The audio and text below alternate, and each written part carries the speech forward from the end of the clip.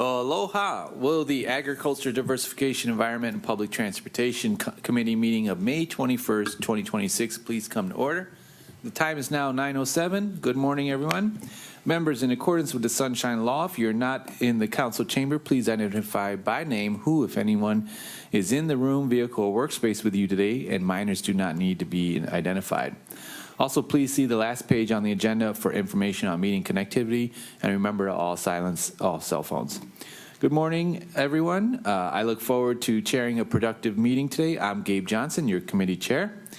And joining us today is committee member Kanoi Batangan. Aloha, council member. Aloha kakahia kakako. Aloha. And then followed is a committee member Tom Cook. Aloha, council member. Aloha, good morning. There's currently no testifiers in the Kihi office, but we have staff on hand.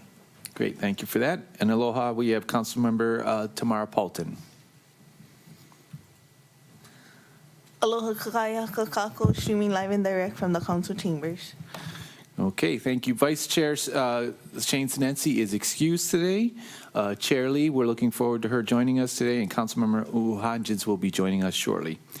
Non-voting committee members are always welcome. That would be Councilmember Rollins Fernandez and Councilmember Sugimura. From the administration today, we have Department of Transportation Director Mark Takamori. From the Department of Environmental Management today, we have Deputy Director Michael Peterson. And also from the Environmental Protection and Sustainability Manager, we have Cecile Powell.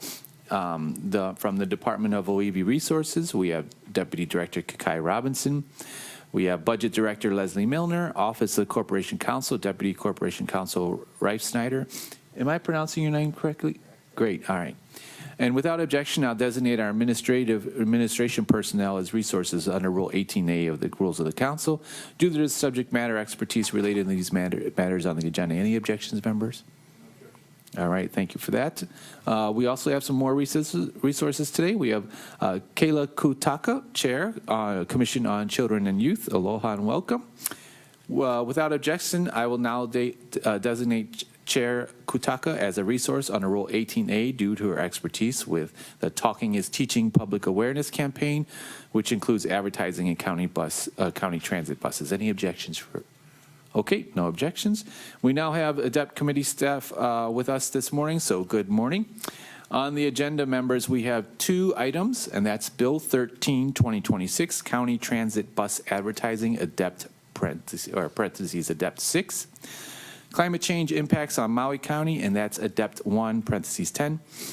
The committee may consider whether to recommend passage of Bill 13, 2026 with or without revisions and other related actions. The other item is informational only and no legislative action will be taken. And thank you all for being here today, members. Let's begin with public testimony on both items of the agenda. Staff, are there any testifiers today? Chair, there are currently no testifiers signed up. Would you like me to do a final call? Sure. If somebody would like to testify in the chamber, please let staff know, or Microsoft Teams, please raise your hand. This is final call, 3, 2, 1. Chair, it appears that nobody wishes to testify at the beginning of the meeting. Okay, well, at this time, if there's anyone wishing to testify on this item, you just last call for that, raise your hand, and I don't see anybody. So, members, if there's no one else or no one wishing to testify, I'll proceed on the agenda. And that's our first item of the day is Bill 13, 2026, County Transit Bus Advertising, ADEPT 6. Members, the proposal from the administration updates Title 11 regarding rules for advertising on the Maui bus and county bus passes. Through advertising, the county can earn some revenue, but more importantly, as we increase ridership in our county transit system, this is an opportunity for the county and its partners to get the word out about initiatives and programs. That's why today we have Chair Kutaka with us from the County Commission on Children and Youth, and they helped to initiate the action through their advocacy for the Talking is Teaching campaign by the Ho'okaika Partnership, which is now being displayed on the Maui bus. I'd like to first hear from the Department of Transportation on this administration-initiated bill. There's also an amendment summary form posted proposing to replace Bill 13 with a CD1 version that incorporates a few items. So number one, amendment to the bill's title to include a broader reference Title 11 and county transit bus advertising. Number two, an amendment to the bill's preamble that includes advertising on county bus passes. Number 3, amendment to code section 11.01.010 to delete the word solely because the Bill 13 would allow advertising inside county buses that is not designated to generate revenue, or not designed to generate revenue, excuse me. Number 4, an amendment to clarify the advertisements which do not promote county sponsored programs or events must comply with all requirements under Title 11. Number 5, an amendment to code section 11.02.060 to update the code citation for the types of advertising prohibited on county bus systems and passes, or county bus system passes. And number 6, non-substantive revisions throughout for clarity, consistency, and style. So we're going to turn it over to Director Takamori. Thank you for being here today. Do you have any comments on Bill 13, 2026 and Bill 13, CD1, 2026? Right now, the floor is yours, Director.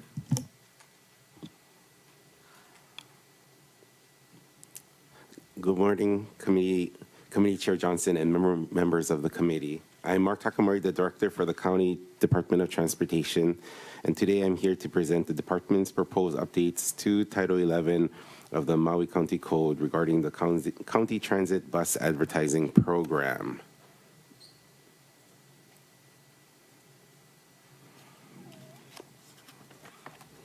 You actually made my job easier because you outlined what the changes are being proposed, but One team, one dream. yeah. So, so when I initially created my presentation, it was based on what we were proposing, but recently we received a CD1 version, and a letter will be sent from the administration with regards to our comments, but we really didn't have any comments to your proposed changes, so I actually just updated my presentation to present on the CD1 version. So just to give you an overview of the Bill 13 CD1, it establishes a unified policy with 5 key goals.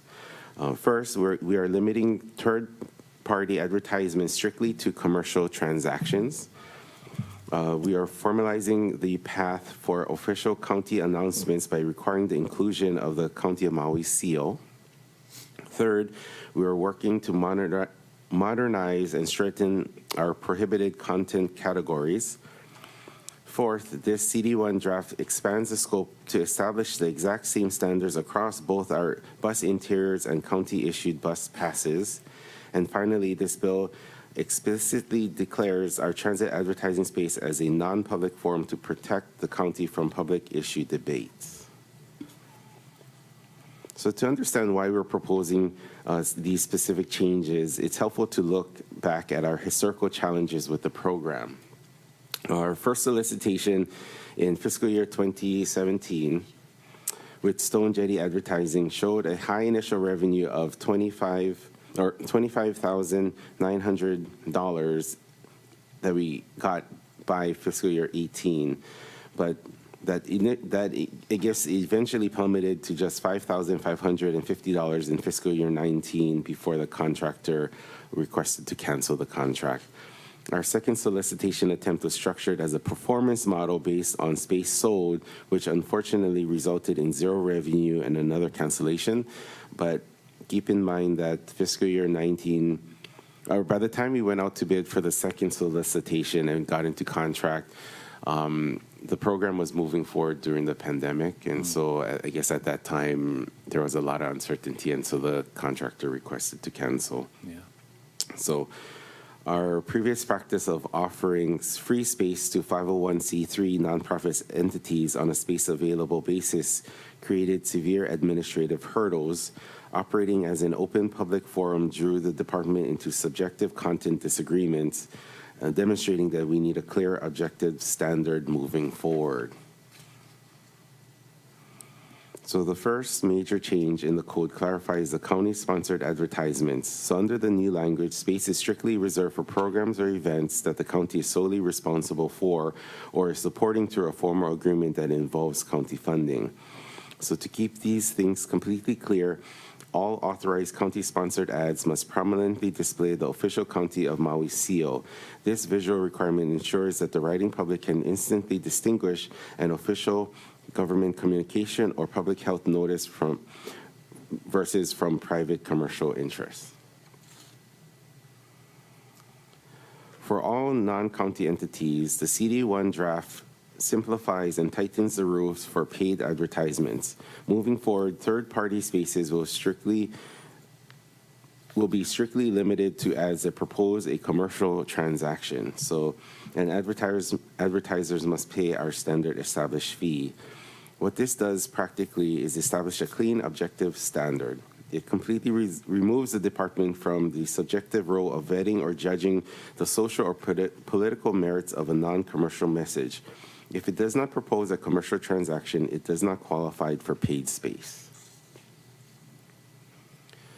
We are also updating the broad, ambiguous terms like political speech with specific legal enforceable restrictions. Under this bill, advertising that promotes or opposes a political party, candidate, ballot measure, or active legislation is strictly barred. So this clean definition of electioneering and campaign advocacy gives our staff a clear guideline to follow, while also reinforcing our restrictions against materials promoting just prejudice, violence, and obscene content. The bill explicitly codifies the core intent of our advertising program into law, stating that the display of ads is intended solely to generate incidental revenue to help support transit operations. More importantly, it states that it is explicitly not the county's intent to let our buses or bus passes become the public forum for dissemination, debate, or discussion of public issues. So our next steps once the ordinance change is approved. First, our advertising rates will remain established at the current rate of $25 per card per month under the proposed fiscal year 27 budget, which takes effect on July 1st. Per code requirements, all revenues collected from this program will continue to be deposited into the County Highway Fund to directly support transit infrastructure. Once Bill 13 is officially enacted, the department will issue a new competitive solicitation to secure a qualified advertising vendor to manage and sell the transit bus advertising spaces under these new secured guidelines.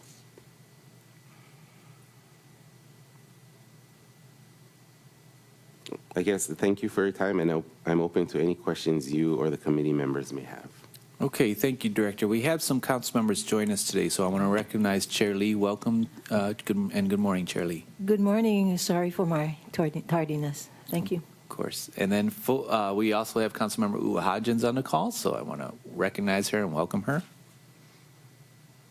Good morning, Chair. Good morning, everyone. I'm sorry I'm late as well. I'm at my private residence, and I do have my husband, Koa Hodgins, home too. Thank you. All right, great, and welcome. Okay, next, I'd like to hear from Kyla Kutaka, Chair of the Commission on Children and Youth. Chair Kutaka, thank you for joining us today. You're ready to present. The floor is yours. Excellent, thank you. Aloha kakahiaka, kako. I'm Kayla Kutaka, and I've sat in this chair before, but today I'm here wearing the hat of Chair for the Commission on Children and Youth. I'm very happy to be in this seat. So today I'm just here to talk a bit about the Talking is Teaching awareness campaign. The uniqueness of this piece is that it is a free opportunity for families. They don't need tools, they don't need toys, they don't need apps, but it's a tool for them to be able to connect with their keiki and build their language and skills. So first off, you can see on the screen here, this was a wonderful collaboration between the Department of Transportation and also multiple organizations, including the Commission on Children and Youth, Kako for Keiki, as well as the Ho'ikaika Partnership. Next slide, please. So again, this is an opportunity for our families to be able to access information and tools to be able to learn how they can put tools in their toolbox. They can communicate thoughtfully with their keiki. They can build language, build communication, build their skills just by looking out the window of the bus. That's such a powerful thing to be able to teach our parents and caregivers that they don't need anything to be able to make that connection and build these skills. Talking is Teaching is a national public awareness and action campaign to do so. And again, it's really just these different visuals you'll see on the few slides here. There's a lot of different visuals.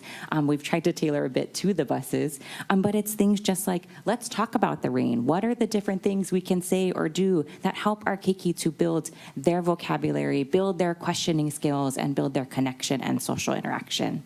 Next slide, please. So the impact to date, this is a really interesting thing when it comes to a public, awareness campaign. Our intention is to build skills. Our intention is to teach. We think of like when my daughter goes to the doctor's office, they give her a book to take home every time, right? It's really exciting. That's another thing Kako for Keiki is doing.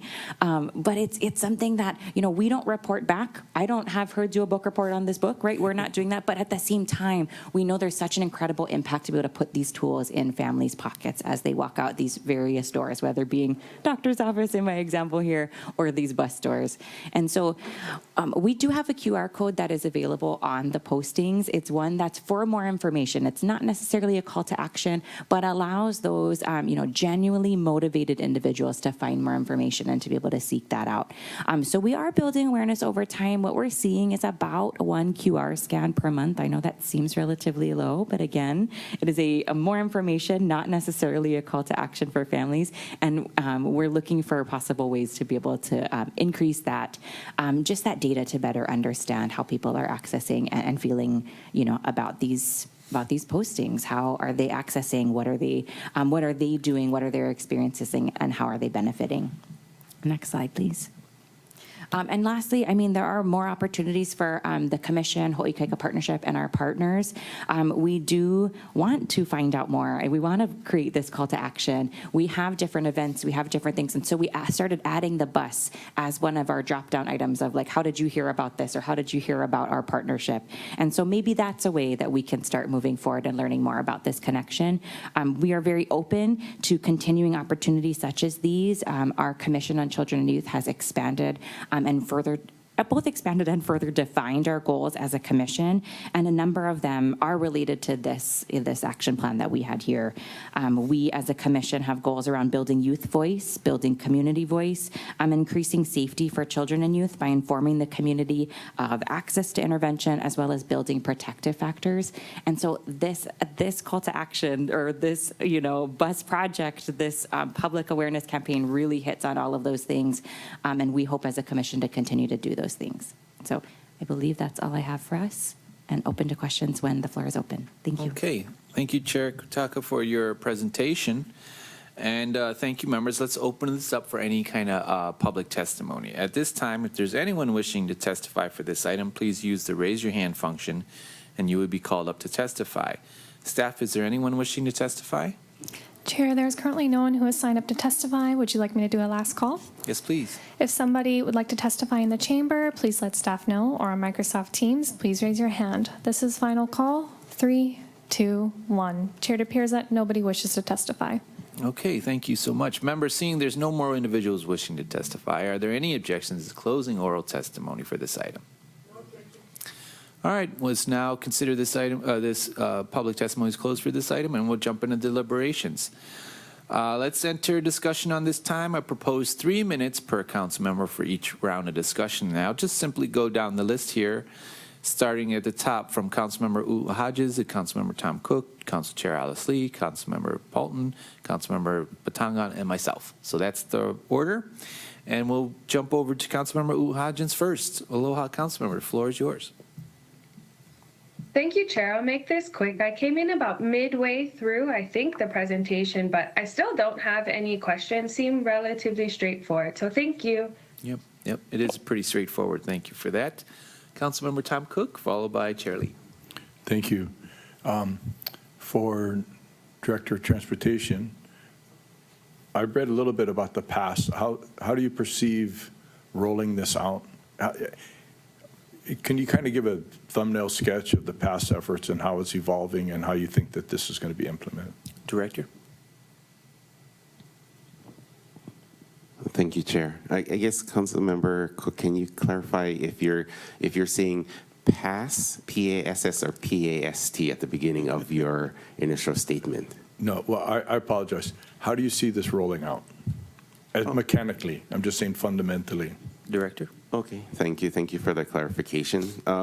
Basically, after the ordinance is changed, we'll be updating our solicitation and putting it out to RFP, and then seeking proposals from different advertising agencies on what they see the best way for us to advertise in our buses will be, and then kind of do a review of their proposals and select the best proposal to move the program forward. I think that's what you're asking. Yeah, and do you foresee, I'm real supportive of this, makes a lot of sense. I'm just curious, in the past solicitations compared to now, has anything fundamentally changed that's going to make it more desirable? Director? Thank you. I think one of the things that we're going to be checking to see what the proposals will come back as is if we believe that our current rates and fees, $25 per card per bus or per month, make sense.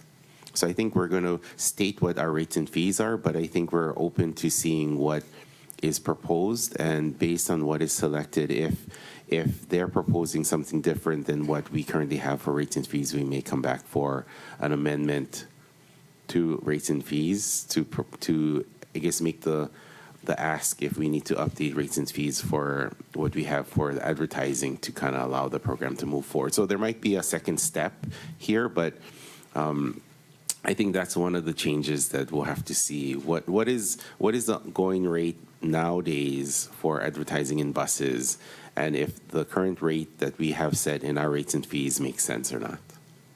No, that makes sense, and that flexibility is pragmatic. So I guess do you have time, one more question? The ridership now versus the ridership in previous times, is it more, and approximately percentage-wise more? Director? Thank you. Thank you for the question, Member Cook. I would say that since the program started, I mean, it was pre-pandemic. So, of course, during the pandemic, our ridership went down, and then it was slowly coming up after that. And then after the wildfires, ridership also dropped then. So we're actually on the rebound now. I would say it's probably quite similar to maybe where we were pre-pandemic, but I'm not 100% sure. I don't have the figures from. No, Yeah. thanks. It seems like we're on the upswing of ridership, and it would be a good time to be doing this. So thank you. Yeah, I'm supportive. Great. Okay, let's follow that with Chair Lee and then Councilmember Paul. Morning, Mark. I missed a lot of your presentation, but can you remind me again how much of the highway fund goes into your budget? Director? Thank you. Thank you for the question, Council Chair Lee. I actually had that answer at budget, and I wasn't asked that question. I have it written down. Okay, send it to us, okay? Okay. The other thing is, I trust that because this is going to be an RFP and certain rules and criteria will be required, that the ads that are allowed will be neutral in the sense of it's not going to be political at all, giving all the credit to the administration, things like that. No, really, look at what we did. And then, so I'm hoping like the messages would be informative, like for the children and for safety, because really there's only a certain amount of people that ride the bus, so the messages should be for them, not for us, for them on how to be safe and how to be careful or whatever. And then I'm glad that you're taking a look at this again, and it makes a lot of sense. The only thing I'm concerned about is, honestly, because of the swings in the economy and whatever happens to the county as far as disasters or whatever, I always question whether we need to have all large buses. I've mentioned this to you before because it doesn't seem economical. I have 2 bus stops by my house, and it's always empty. So, I wonder about that. Okay. Do you have any comments? Director? Thank you. Thank you for the comments. We agree. We are looking at purchasing different sizes and most likely looking to go smaller on some of our routes as well. We are replacing some of our older buses that are smaller with smaller buses. So we're working on that. I will also get you the information with regards to the percent of our budget from the highway fund.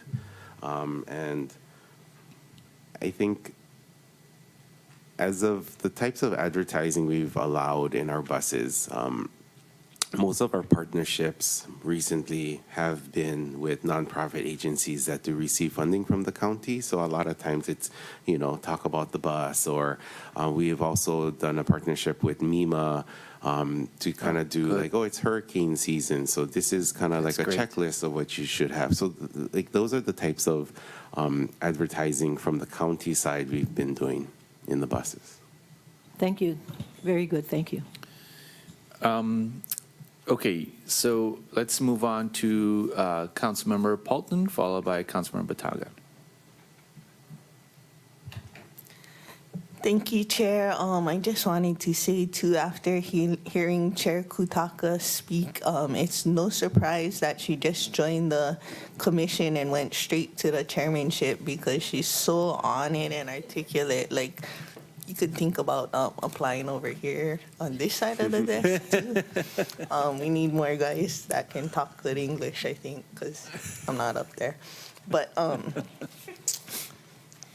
the subject of English, I was wondering, Director, if you could kind of describe subjective content disagreement, like an example. I understand what the words mean, but maybe all three of them together in this instance, break it down for me to my not great English level.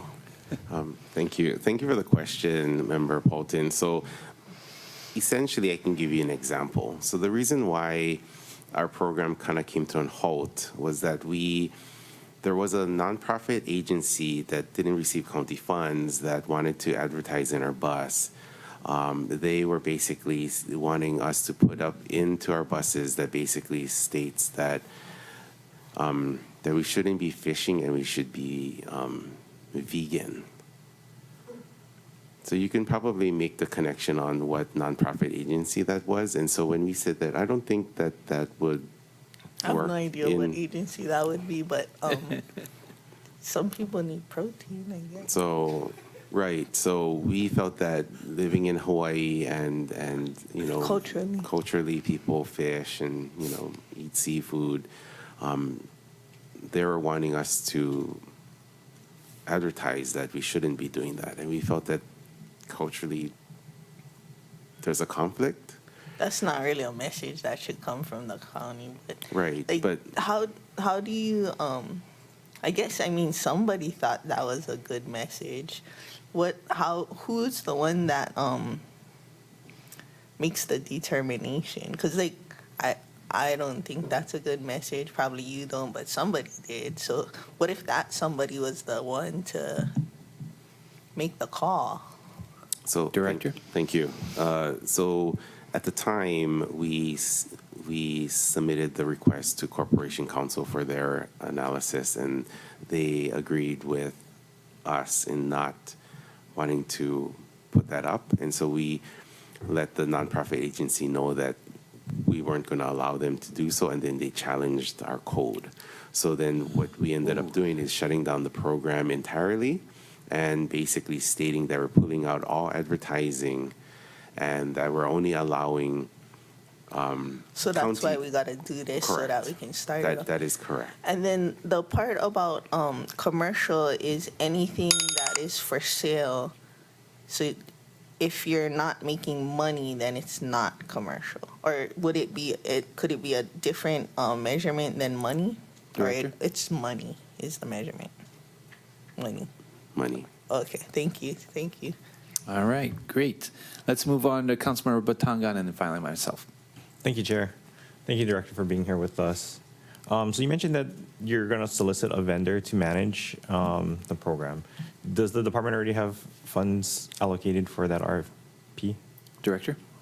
Thank you. Thank you for the question, Member Patangan. Actually, there is no need of Also, you funds. anticipate that the vendor will make money through the management of the advertisements? Director? Thank you. Yes, that is correct. Okay. And then they will be the one to regulate whether or not everything complies with the code, or are you guys going to have oversight over whether or not things comply? Director? Chair, thank you. Thank you for the question, Member Patangan. It would actually be for us to approve different Okay. solicitations. And then there is an allocation for county-sponsored advertisements to go up on the buses. Does that go through the vendor as well, or would, if the like a department or the council or some county entity wanted, or affiliated entity wanted to put something up, they would go through you? Director? Thank you. Councilmember Patangan, we would probably be the ones to still approve if certain things from the county side would be able to go into our buses, but then once we give the approval, then that would go through the new entity. Okay, and then the rates and fees are for per bus, per advertisement. So how does that work if buses go out of circulation? Because not every bus is on the road at any given time. Sometimes for extended periods of time, a single bus is out of circulation. Is there a mechanism to ensure that the advertisements paid for are actually out on the road? Director? Thank you. Thank you for the question. I guess in the past, historically, advertisers would pay for all buses. So knowing that you have buses that are up and buses that are down, I guess there's been some inquiries of entities that maybe want to advertise in just a few buses. So I think they take that risk. Okay. And then I know you had primarily prepared for the initial post, but since CD1 allows for advertisements on the tickets themselves, which is a much smaller space, how do you anticipate managing that? Because I can easily see one organization having a monopoly on all bus passes, whereas in the buses themselves, there's space for multiple ones. Correct. Is it a first come, first serve? Do you guys pick? How do you determine? Chair, thank you. Great question, Member Patangan. I guess CD1 will allow us to advertise on bus passes. I think we will have to relook to see what that could look like, because we typically order half a year's bus passes in advance. And then we also have to set rates and fees for bus passes. Oh, okay. So I think we'll have So to that come can't back. go into effect yet. So You will we'll have to time come think about back. it. So I think maybe the solicitation, we would state that maybe there could be a future potential advertising space on bus passes, but I think your comments make sense that we have to have some type of understanding of what that could look like, what the challenges would be, and I guess how to make it fair. Okay. Thank you, Chair. Thank you. Yeah. Good line of questioning there. Okay, so for my line, it's going to be for Chair Kutaka. I have a question about your experience. So before this bill has been enacted, how did it go for you guys when it came to putting ads on the bus? Was it difficult? Was it easy? Can you talk a little bit about your experience? Absolutely. I will do my best. As Councilmember Paulson mentioned, I'm a bit newer, but I did have the pleasure of actually being on the Hawaii Kaika side of this kind of kickoff. I think this was a wonderful opportunity. The Department of Transportation was very collaborative in meeting with us to understand what the needs were. But I mean, ultimately, it was a very smooth transition. We kind of presented, again, a national campaign, so I think it was easy to get on board with. And the Department of Transportation was really great and very quick about moving through the process to get Corp Council's approval and those types of things. If you have more direct questions, I'm happy to answer those as well. All right. Well, I'm sure this bill moving forward will help with you, and if moving forward we can make this smoother. Thank you. My last question is for Director, and this is just to get it on the record. I just wanted to clear, because just for clarity's sake, can for-profits advertise? And specifically, I'm concerned about like alcohol or tobacco ads on our buses. We don't allow that, right?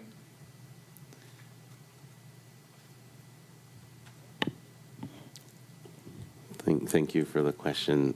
I would have to check specifically ordinances. That has actually not come up as a somebody wanting to advertise in our bus. So I think we would have to look at the code. Okay. I mean, So I see Councilmember Batangan's hand up. Go ahead. Chair, so the code currently disallows a product or service that is prohibited by law to be sold or offered for sale to minors. There you Since go. there's an age restriction for both alcohol and tobacco. Great. That is prohibited. Great. I just wanted to double check on that because I just see at the side of the bus with a Maui Ocean vodka that I might have an issue with. Just saying. Okay. Those are my questions. Do we need a second round, members? Oh, we do have one from Councilmember Paulton.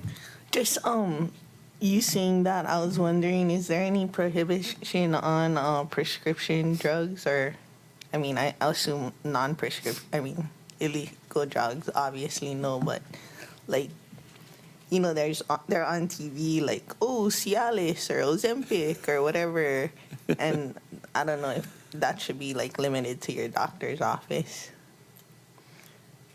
Director. And if not, can we add it in today with this bill? If I get like 4 or 5 people agree with me, or 3. We can also ask the Corporation Council how that works legally, but I'm curious what Director has to say. Chair, I mean, if we're looking at it similarly to where what Councilmember Batangan brought it up, promotes a product or service that is prohibited by law to be sold or offered for sale to minors, that might not be I something mean, that could like be offered. Adderall is a prescription drug that could be prescribed to minors, but I don't know that it has a place in our bus. Like, some people are like culturally against prescription drugs, I guess. So maybe Corp Council? Yeah, Corp Council, do you follow in the conversation here? Yeah, Okay, yeah, great. absolutely. I think that would probably be covered under prong 8 in the code, under that section, which states any material that implies or declares an endorsement by the county of any service, product, or point of view without prior written authorization by the department. So department would have that authority to determine, what is acceptable, appropriate, or not.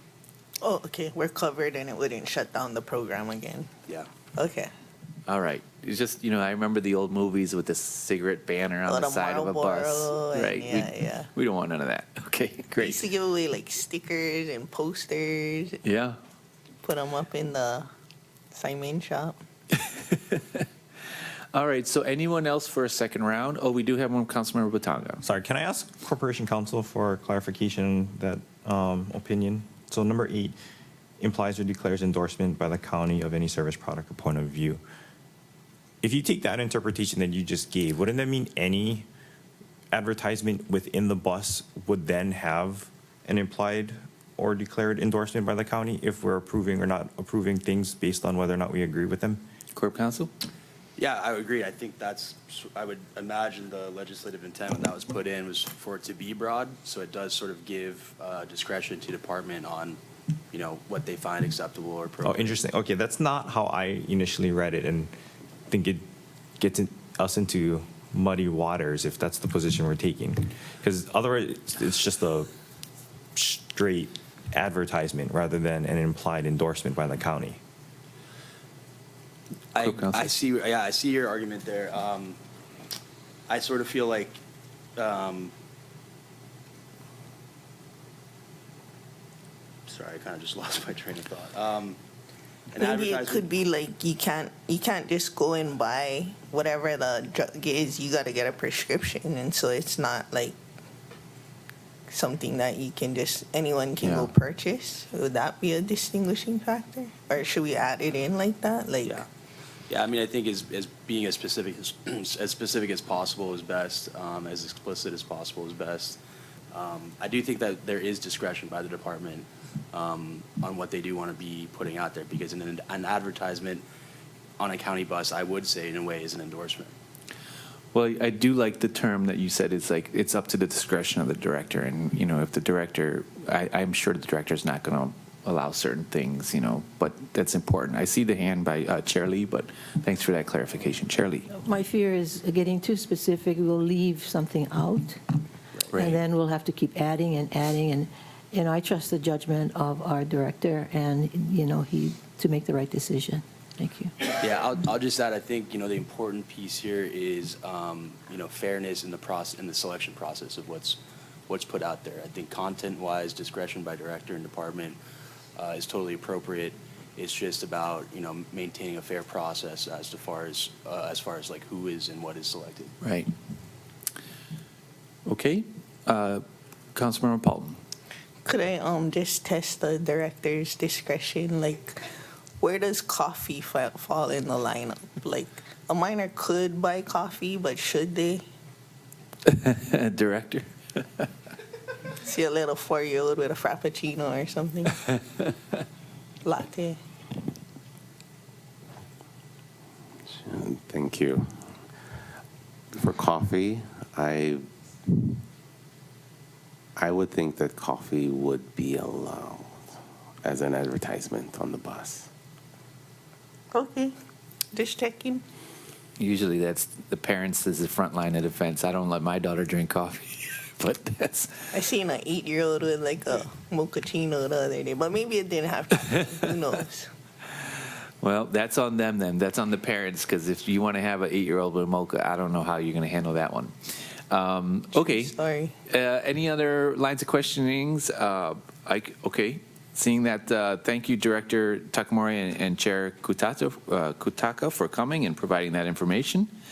I'll go on to Chair's recommendation. Seeing no other hands, the Chair will entertain a motion to recommend passage of Bill 13, 2026 on first reading, including any non-substantial revisions. So moved. Moved by Chair Lee, seconded by Councilmember Cook. Any discussion, members? Seeing no, okay, so I'm going to have to do the amendment to replace as well. So, members, the Chair would like to entertain a motion for an amendment to replace Bill 13, 2026 with Bill 13, CD1, 2026, as approved to form and legality by Corporation Council. The ASF was distributed earlier. Members, you have that. Moved by Councilmember Cook, seconded by Chair Lee. Any more discussion for that? Okay, this is for the amendment. All those in favor, raise your hand and say aye. Aye. All right, that looks like everybody. That's 1, 2, 3, 4, 5, 6. Is that 6 ayes, staff? 6 ayes. Chair, 6 ayes, 0 noes, 1 excused. Councilmember Sinency. Thank you for that. All right, now main motion as amended. Any more discussion? All those in favor, raise your hands. Staff, will you do that count again? You were so good at that. Chair, that's 6 ayes, 0 noes, 1 excused. Councilmember Sinency. Motion carries. Okay, that takes us to the end of this, right? All right. I want to thank the department and everyone who joined us today. Appreciate your time, and we'll move on. How about a 10-minute break real quick? Is that okay? As we go on to the second item. So how about 10 o'clock we come back? The ADEPT Committee of 521 is in recess until 10 a.m. Thank you, members.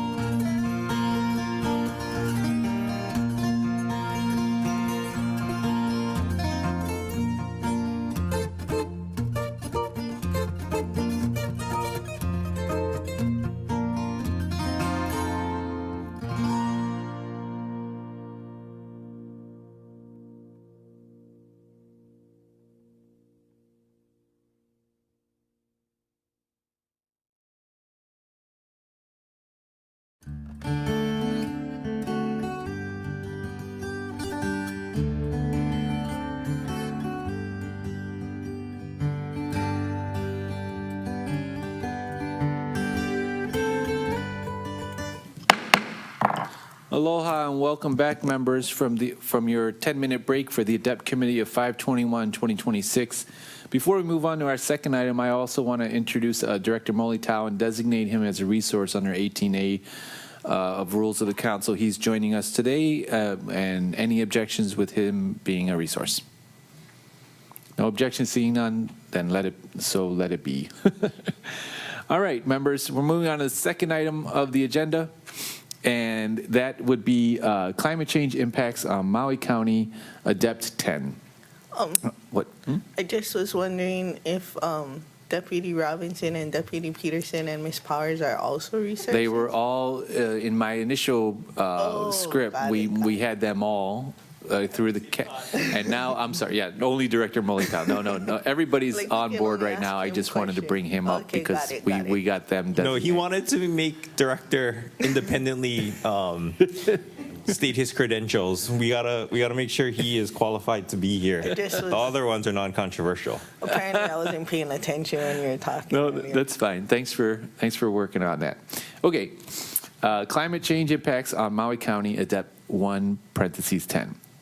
Members, I proposed a bill to create the Climate Action and Resiliency Revolving Fund, Bill 66, 2026, that was posted during the budget to the BFED committee. The bill was referred to ADEPT. However, before it was referred and during discussion of Bill 66, a member mentioned needing community input. That prompted me to propose a charter amendment to establish this revolving fund instead. Today, there will be no legislative action taken, but the opportunity to discuss the merits of creating a Climate Action and Resiliency Revolving Fund before it is entertained as a charter amendment in next month. I think that's important. Ultimately, stewarding the land should not be an afterthought. It should be planned and funded, which is why I introduced legislation to codify the CARP. We need to fix the damage by those who came before us, as well as mitigate the impact on impending disasters.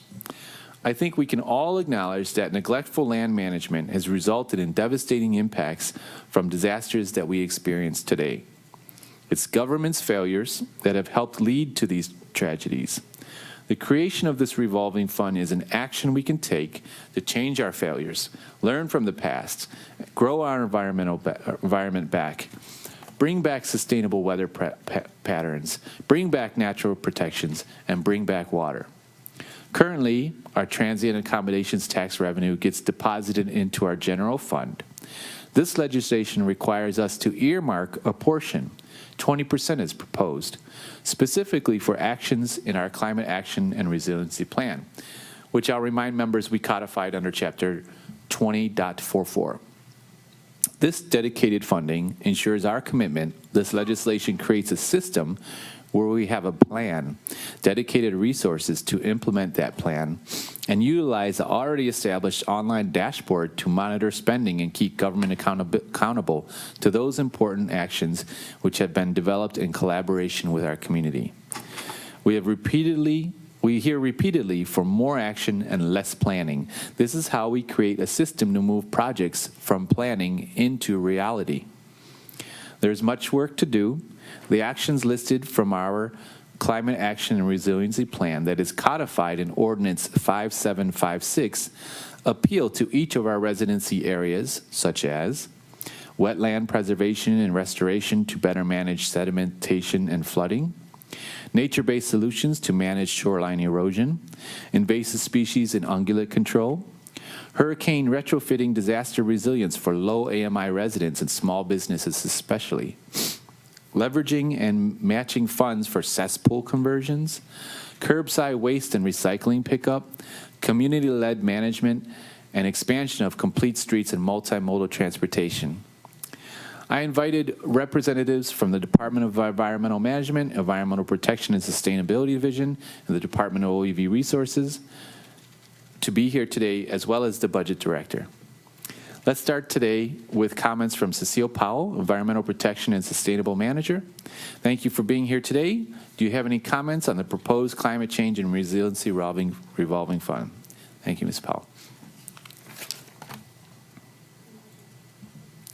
Thank you, Chair. My comments are, we're in favor of it. We do have some questions about it. We do identify that it's a huge priority for us to acknowledge and understand that we need to move in the direction of climate resilience. We have many action items under EPNS that we're moving forward with, including our grants program this year. One of the evaluation for our competitive grant funds is 50% of the evaluation criteria is based on how it relates to the CARP and how we are mitigating climate resilient.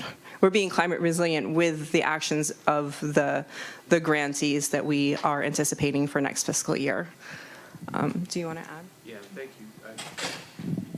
I apologize. Director Peterson, do you have any more additional information? Thank you, Chair. Thank you, council members. DM, we are happy to be in any conversations that support EPNS and programming that involve EPNS. Like Cecile said, we do have some questions and concerns about placing additional responsibilities on our EPNS division without the appropriate support in place. So those are some of our concerns, and I know Budget Director will bring up some of the others, so I'll defer those to her. Okay. Thank you. Yeah, okay, of course. Thank you. I forgot one thing. That's probably the most important thing, is that something that's happened is we have OEV resources here. We have the Department of Agriculture. We have even OED office where our team has been working alongside other departments towards this climate resiliency plan.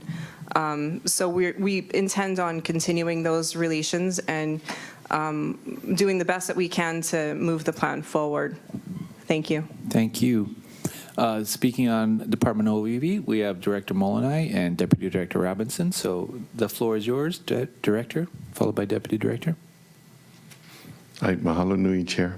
I apologize if I have to take my bifocals off every so often, but we are in full support, and in terms of collaborating with different departments throughout, I think it's a very important step in acknowledging the CARP in terms of those 8 bullet points that are part of the CARP and how it drives our kuleana, our responsibilities within the Department of OEV. And so I look at acknowledgement point number 4 on that particular CARP and how it cultivates local cultural practices rooted in ecological knowledge and values. And really, that's a driving factor in this entire point for us as a Department of OEV and how we look at the entire part of the CARP as part of the cultural foundation of wisdom, and how we acknowledge the use of that wisdom to, again, talk about your point earlier about how we collectively have damaged the aina that we love so dearly, and not utilizing the cultural intellect of our kupuna as ancestral pieces of knowledge that we can tap into. And so I hope to be able to at least help support that effort moving forward. Mahalo. Deputy Director Robinson, do you have anything to add? Aloha, good morning. Aloha, Chair. Aloha, Council members. Thank you so much. I think Kumu has put it succinctly.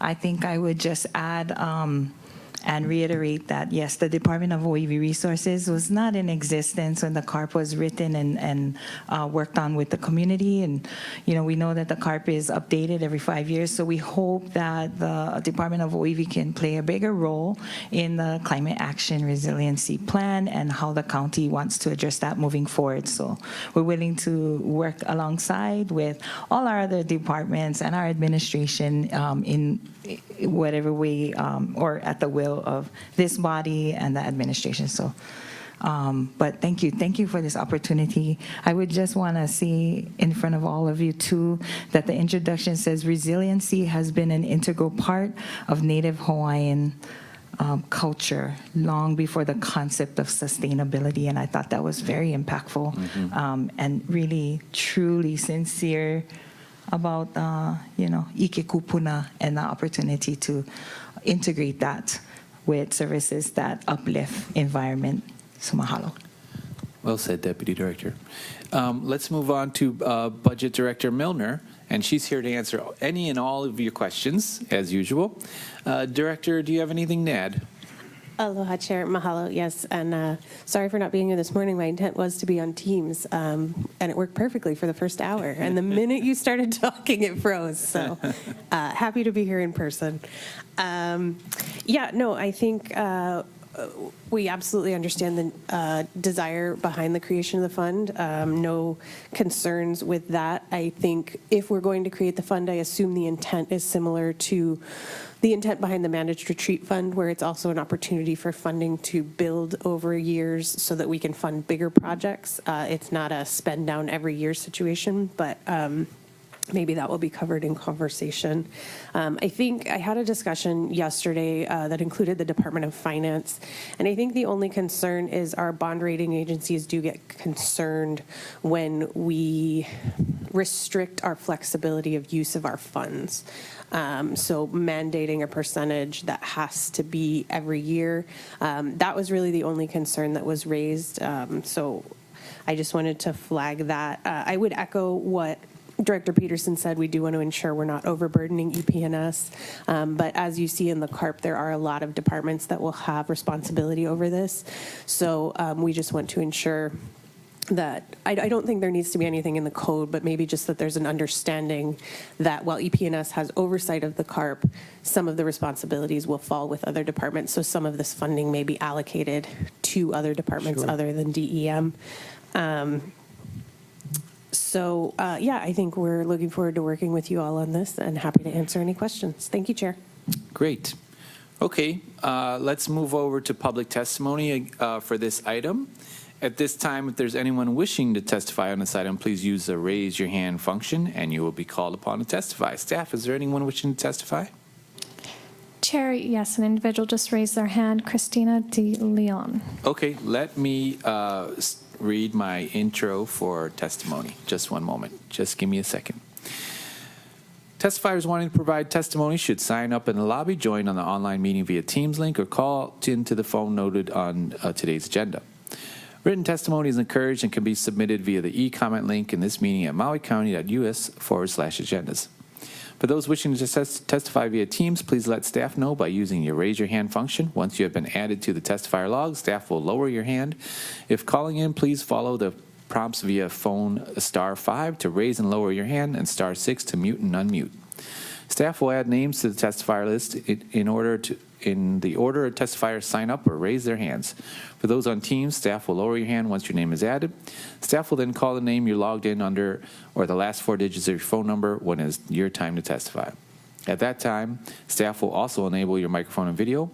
Please ensure your name appears in Microsoft Teams as the name you prefer or as anonymous if you wish to testify anonymously. If you're in person, please notify staff if you would like to testify anonymously. Otherwise, please state your name for the record at the beginning of your testimony. Oral testimony is limited to 3 minutes per item, and if you're still testifying beyond that time, you will hear a second timer go off after 30 seconds, and I will kindly ask you to complete your testimony.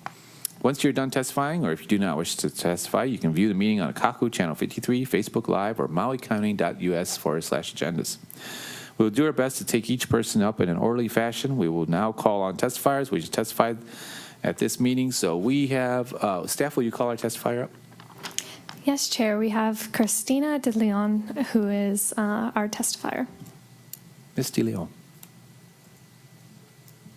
Thank you. Aloha, my name is Christina De Leon. I'm with the Tara and James Young Foundation. I've had a whole long formal thing prepared, but I think I'm just going to speak a little bit more from the heart. I just wanted to say that I fully support the creation of the Climate Action Revolving Fund. I think it's kind of a no-brainer. I mean, we spent so much time, creating this CARP, Climate Action Resilience Plan, and obviously there's very little that can be done with it without proper funding.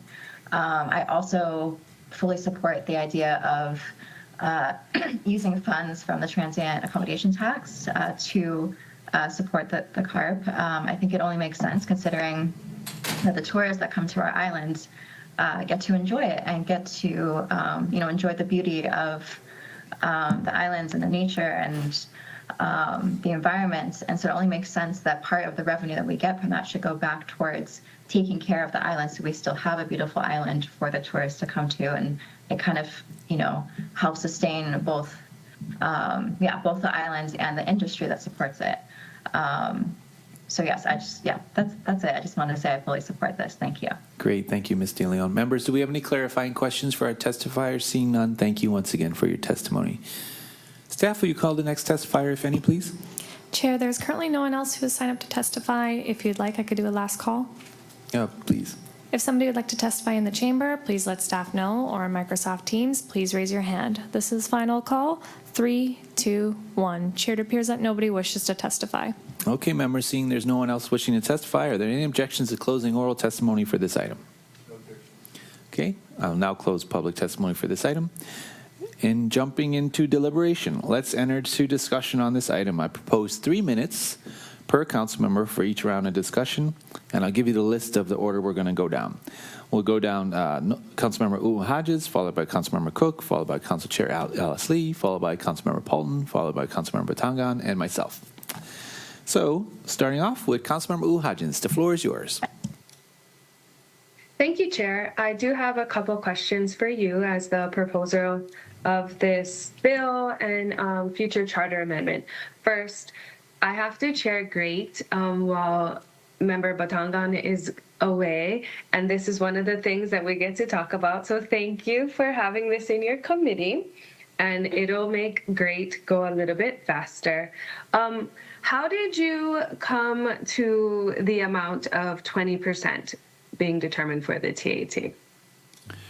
Well, of course, I'm movable on 20%, but when you think about 20% of the TAT, and I think of Councilmember Cook's, one of his priorities in South Maui, helping with flooding.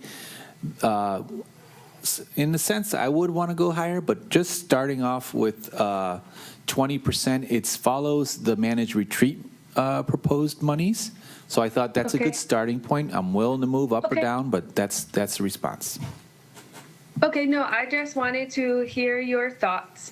And then because we're all probably suffering from budget PTSD, will you please kind of just give me a rough estimate about what that figure looks like for 20% of the TAT?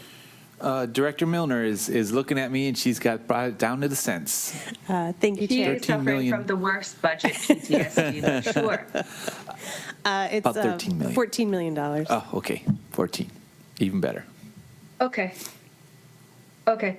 And then about, maybe this can be for budget director or EPNS, or maybe budget director, because we do have so many other departments that oversee some grants related to what's kind of going through the CARP, as we just heard from EPNS.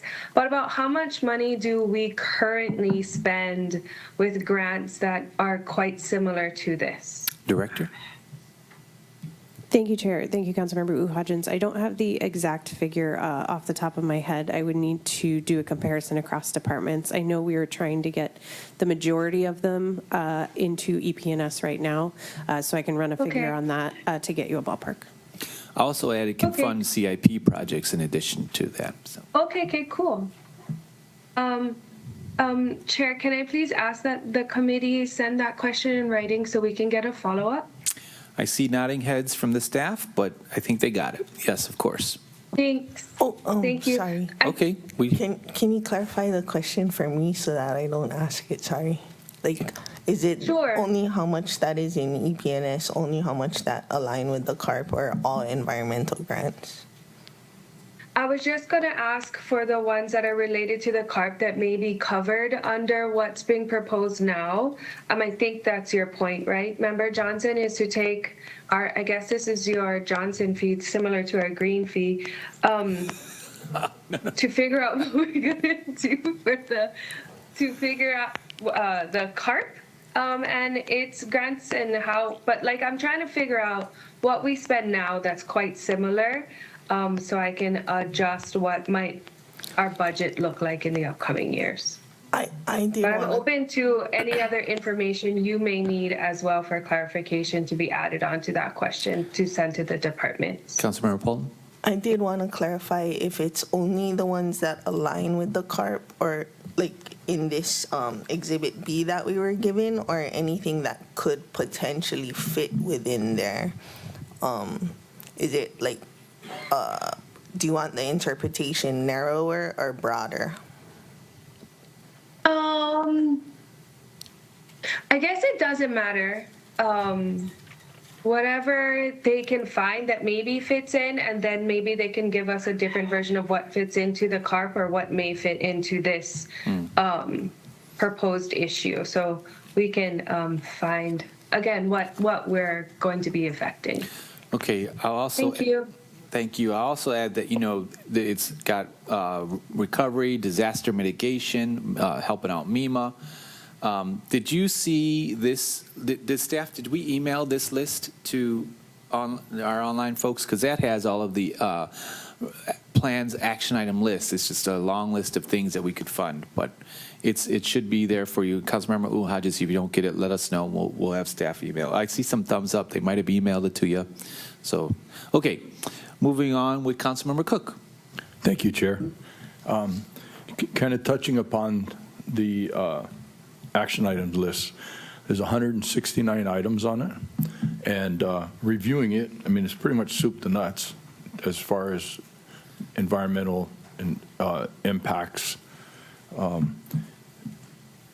Kind of like, as far as like, I'm curious how the estimated cost assessment, like for item 111, just choosing one that I struck my eye, it's estimated cost low, time frame medium term, priority medium, and a secure funding and partner with the state of Hawaii to develop a study assessing the resiliency of Maui County commercial harbors, shipping ports, other boating facilities. The study needs to identify strategies to ensure resilience to sea level rise, larger storms, tsunami, storm surge, king tides, coastal erosion, and other climate change impacts. And I would totally agree that that's something that should be a study that has been done and is being updated. But out of the 169 items, it doesn't seem like it's a low cost. And that to ask one challenge, I want to be supportive. Sure. One of the challenges I see is the county and state collaboration with the identifying the action items, time frame, getting the information, and updating the information.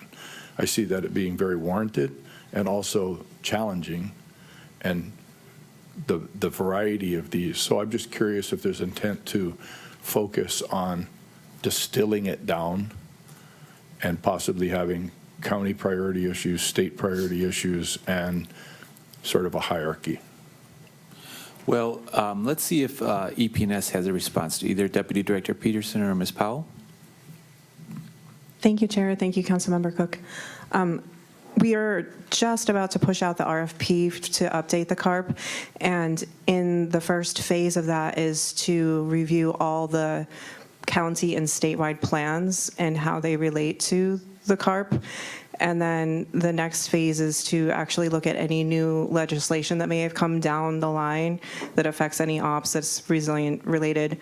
And then our consultant would then update the committee members of the review committee for the CARP that's going to consist of representatives of all the strategies, I can't say the word, strategic categories. So we're going to have at least one or more experts from each of those that are going to weigh in. So we have it all planned out, and we're happy to share the RFP with the scope of work with you for clarity's sake. Thank you. If you could share it with the committee, which could share it with all of us, I think it'd be constructive. Okay, I see staff nodding their heads. They'll probably send an email for that. All right. Councilmember Cook, any more? I'm just curious, having a percentage of the TAT earmarked, and curious how it works with the budget, this county budgeting process as it is, and what the need is, since we can basically fund any of these. Is this sort of like bracketing it and making sure that those funds are earmarked for it? That's a question for you. Right. So So during budget, for example, if you had a project in South Maui that would address flooding, we always say, well, where are you going to get the money from? We're going to cut the suits and ties of the firefighters to go and fund this other item or that other item. Where this money, 20% is for the CARP stuff, and you could say, hey, it's addressing my flooding issue in South Maui. I can earmark it for that. So that's one way you wouldn't have to cut another department to find that funding. Okay, that's understandable. Thank you, sir. Okay, thank you. Let's move on to Council Chair Alice Lee. Thank you, Chair. I think all of us are concerned about climate change and its effects, but my concern is funding, as it always is. Couple of things. You mentioned, and this is true, that this could affect our bond rating. The more we establish special funds, the more it will affect our bond rating. The other thing is the TAT. It's ironic that you would suggest taking money from the TAT, which will be cut with the STRs. See, so that kind of doesn't make sense, taking it from the TAT. We're going to have less TAT. So to me, the logical thing to do is to make a list, Budget Director, of all the grants that are related to climate change that we currently have spread over all the departments, and look at what can be prioritized. Prioritize, because that's millions upon millions of dollars we're talking about. Oh, okay. It's millions of dollars. So what we should do in a logical way, decide which projects go first, including climate change projects or other projects, yeah? And because there's a huge amount of money there. And you know what happens a lot of times? Monies end up in carryover savings by the millions. So why would we want to create a new fund, taking from the general fund to pay for something that we have money for already? Yeah. So that is my concern. And because we already went through this with the GET, okay? So now with the TAT, this goes to the general fund, and this is my concern. That TAT is going to be reduced because of the STR matter, and we already have lots of money that's not spent in carryover savings. So I would add a lot of these environmental and climate issues and all of these, put all the funds together and then decide which should go first, because not all can go first.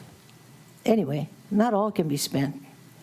And we don't want special funds to have money in it sitting there, just sitting there, waiting for a project to come along. So I think this is something that we need to do administratively, and which we can do where everybody gets a consideration for their projects. And that my other concern is, you know, that my highest priority is social services. Housing and social service, that's me. So that's taking away from that. This would be taking away from that.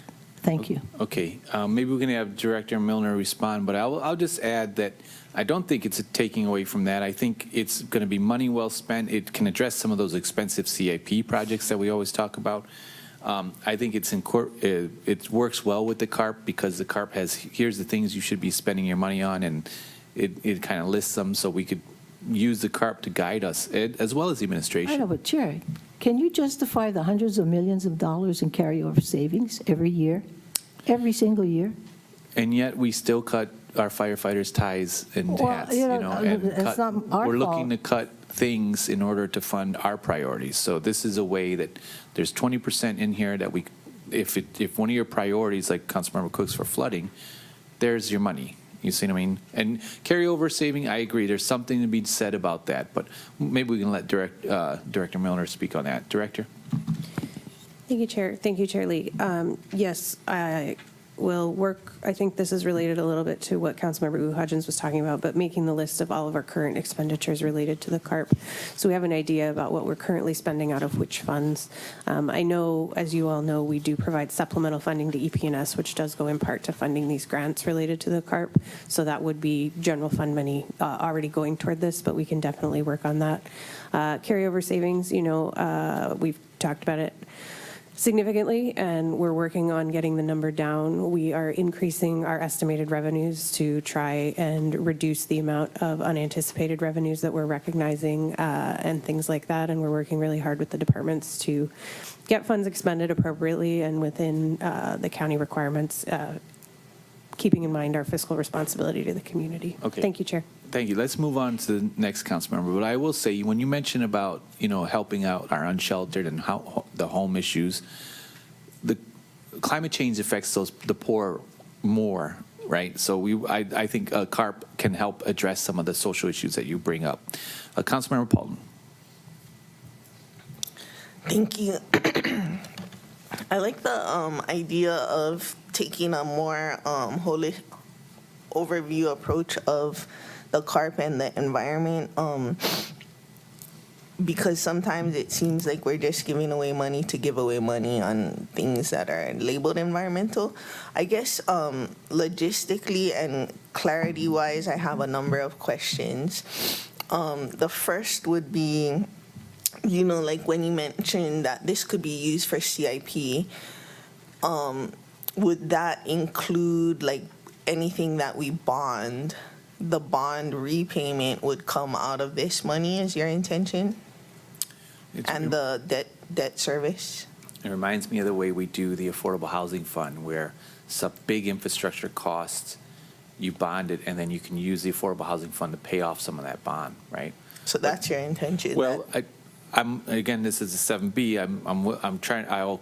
We can craft it accordingly, but my intention is to address CIPs in some way or another, and maybe that might be the best route. Maybe there's another one that the directors could recommend, but. Okay, let me just try to get through some of the sure. questions I have on logistics.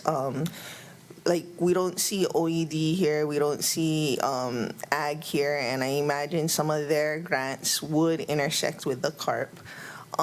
It's not clear to me the intersection of outside grants and the existing EPNS fund with this fund. Are we then canceling out the money that comes from the EPNS fund? Are we including the money? Like, I think through CDBG-DR, we got like 100-something million for mitigation, which could fall under the CARP. Are we then saying that that's like just the intersection of all these money sources and like what is used towards CARP and what could potentially grant idea fit under the CARP situation?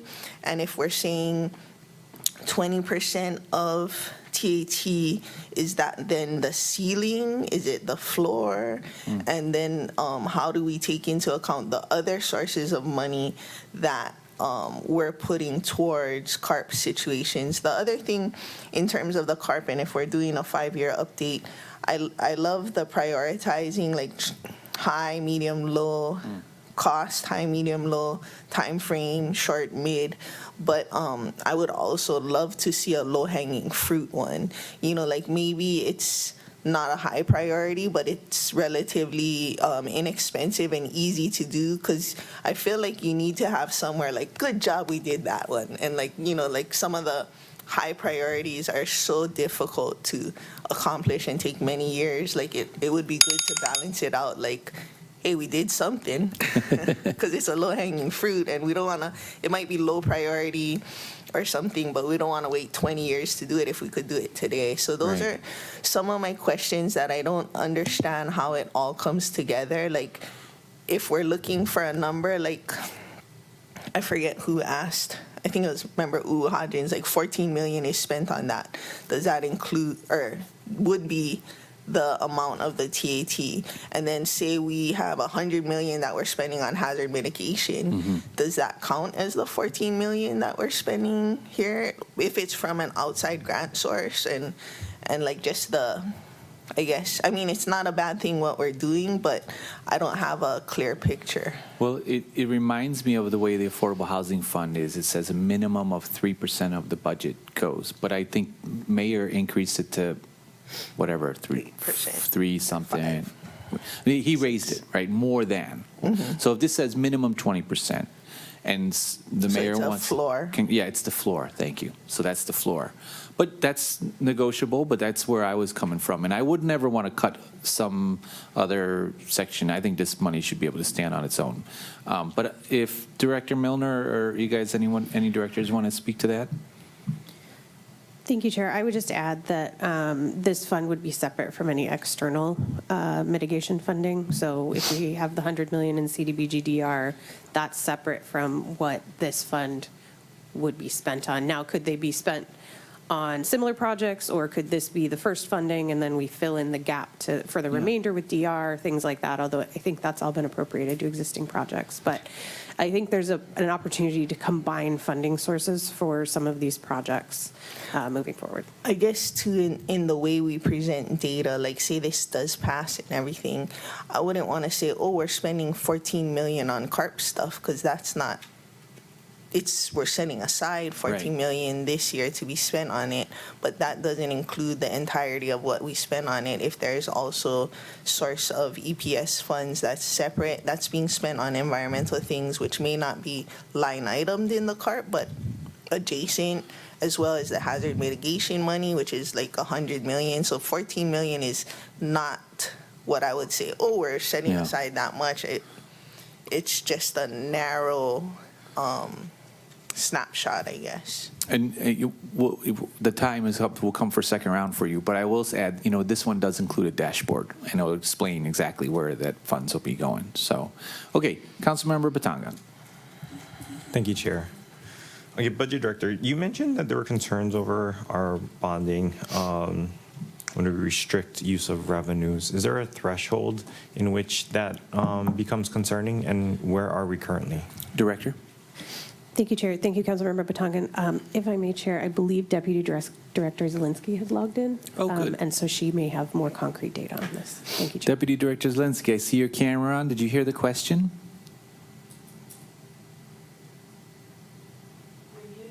Yep, she's going to unmute herself in a moment here.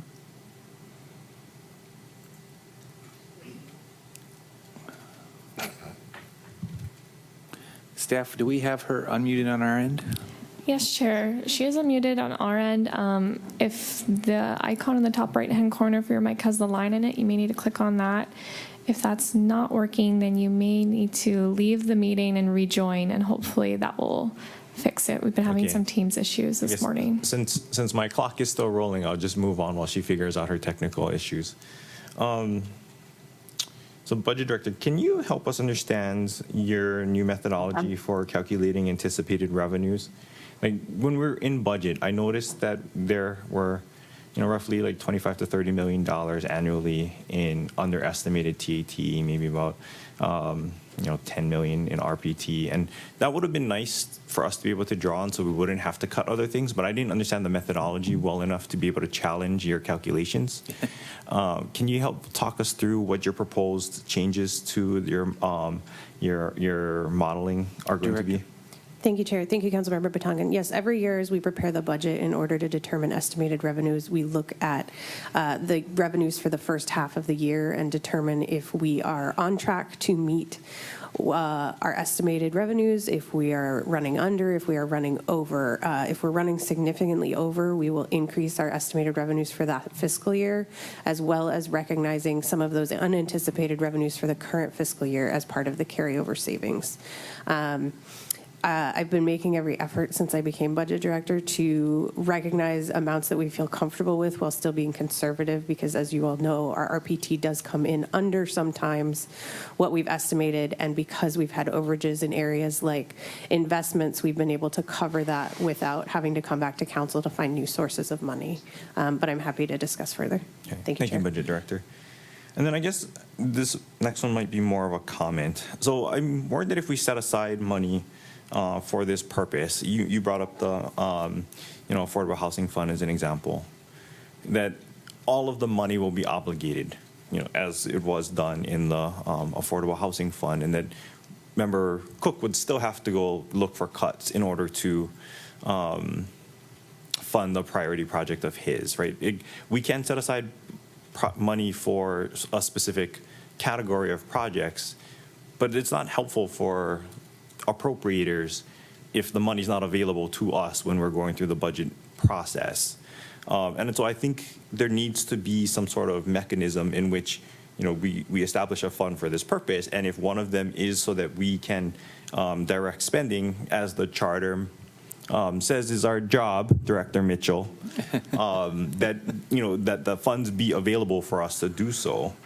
I appreciated the conversations that we had with the administration prior to the mayor's proposed budget coming out, but I do want to note that there was only one project that the mayor committed to supporting amongst my requests, and that was not in the mayor's proposed budget. So the funding being available for use of these purposes does not necessarily mean that Member Cook will not have to go cut ties from our police officers. Thank you, Chair. We do have to prioritize. There are hard decisions made during budget. Director Miller, did you have something to add? Thank you, Chair. I just wanted to put a bug in everyone's ear that I do have some ideas for fiscal year 28 that I'm discussing with the executive team that I'm hoping we can come together as a group to discuss perhaps in November. Thank you, Chair. Thank you, Chair. And since I didn't get a response to my first question, can I ask staff to transmit that one in writing? I see Deputy Director Zielinski on the call. Maybe she unmuted herself. Maybe she can respond. Thank you, Chair. I appreciate the additional time. Of course. Thank you, Chair, and thank you, Councilmember Batangan. Yeah, just to respond to that, when we've met with the bond rating agencies, when we did our last bond issuance, the one thing that they really like and they look to is flexibility in using funds. So when you have restrictions per se, or that they're designated for something else, for example, if we were to have this 20% of TAT, which is, as Budget Director Milner said, it equates to about 14 million. Between that and then the managed retreat, we're talking 28 million. My personal concern is only that, with the uncertainty of we don't know how our TAT revenue will look in the future, 28 million starts to become a pretty big number. So, we're just concerned because that is something they actually make comments. And if you actually looked at the narratives from the bond rating agencies when they ultimately gave our ratings, they actually addressed that, the flexibility of using the income. And of course, real property tax is one of those examples. So just want to mention that, it is something, it's something that we'd be concerned about. Okay. Thank you. Councilmember Batanga. So that didn't actually answer my question. So I'm trying to understand whether or not there's a threshold in which obligating funds for specific purposes becomes an issue. Like you mentioned, the 14 million that's being proposed here, plus whatever was for the managed retreat fund. So that's 28 million, you said. But as a percentage of a $1.6 billion budget, that's still like 1 3/4%, right? So when does it become concerning, and when do we need to actually start? I guess, yeah. So what the question is, when does this start to become concerning, and are we close to that threshold? Deputy Director Zielinski. Don't have, if you don't have it now, that's okay too. But Okay. I do want the question before we have to make this decision. Yeah, let me just say, that's kind of, the rating agencies won't give you a hard answer on that. And it's a subjective number. So yeah, really couldn't say, oh yeah, we can't exceed X dollars or a certain percentage or whatever. It's really just the fact that we had certain amount of money that suddenly become inflexible we have the inability to use that for other reasons or for other purposes. So it really becomes that. No, there's no. So I apologize for not answering responding to your direct question. But yeah, there is really no number that you'll find anywhere that's going to address that. Okay. All right. Thank you, Chair, and I appreciate the additional time. Of course. I understand your concern. Last year's affordable housing plan, about that. But because the CARP prioritizes projects, the hope is that it would be more participatory and transparent of a process compared to the Affordable Housing Act, Affordable Housing Plan. And with the dashboard, we can have current and historical spending data that drives decisions. My team and some of you guys might have been hearing about this, but that the energy conference is going on right now, right, at the MAC. And one of the things that came out of that was, and it's a good quote, it says, policy needs to be coupled with procurement and funding mechanisms. If you don't have the money to do your policy, then that's just words on a paper, right? So I wanted to add that I think it's as policymakers, it's important for us to have, policies that I think that helps drive the community in the right direction. But if you don't have the money to do it, then what are we doing, So that's what I wanted to bring. Let's go second round. You want to do show of hands? Okay, Councilmember Chair Lee, followed by Councilmember Batangan. Thank you. In response to what you just said, we do have the money. We do have the money. It's being more efficient with the money is the issue. And if we added all the grants that we gave out, and then all the grants that sit, then people will wonder, well, why do you want to tax tax others more? I mean, we tax almost to the limit right now. And I'm glad to hear the Director of Budget is looking at the very same thing. Yeah. Because we have money just laying around, honestly, just laying around. And then the other thing, Director, I've been after a grants management overhaul for a long time, right? The other thing is, once you collect all the money and put it in a big pot, imagine the grants that you can leverage. Imagine, all over the world you could apply for because you have this huge pot, to work with. So that's another thing. Does it have to be taxing people? I think we can ask for grants. Thank you. Okay. Councilmember Batangan, any other hands? Okay. Thank you, Chair. This one's for the Director and Deputy of OEV Resources. The CARP lays out a series of action items that largely reflects, the values that have been articulated by this body and by others. But what happens when, I'm looking to you for help when some of those values clash. At first reading, we had debate over a particular property that had a temple and had EV, but was in the shoreline, and what to do when there's Vahipana and managed retreat. Can you help us understand your thinking in prioritizing these kind of things? Like, for example, I know that parts of the Royal Compound in Lahaina are within the sea level rise exposure area. Does your department have thoughts on how to address that? Maybe that will help our thinking as we try to go through these sea level rise adaptation policies articulated in the plan. Director or Deputy Director? Hi, mahalo, Chair. Mahalo, Councilmember Kauanoe Patangan.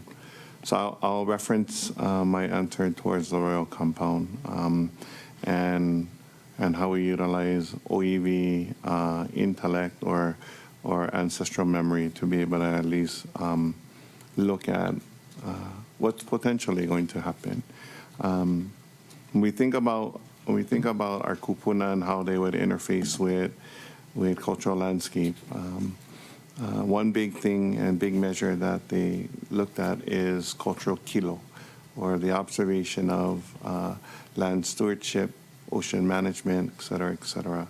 And out of that, they would do their cultural plannings for their buildings, for their aina, and for their kupuna. When we're thinking about iwi kupuna in particular, One of the kilo is to understand that iwi kupuna is to ho'i kanaloa, is to return towards the ocean, to return to the ocean. That ancestral memory bank is still valid today for many that practice the ho'i ka'ina I kanaloa. For those that also look at the planning for the Royal Complex, we think about sea level rise, and we think about the actual,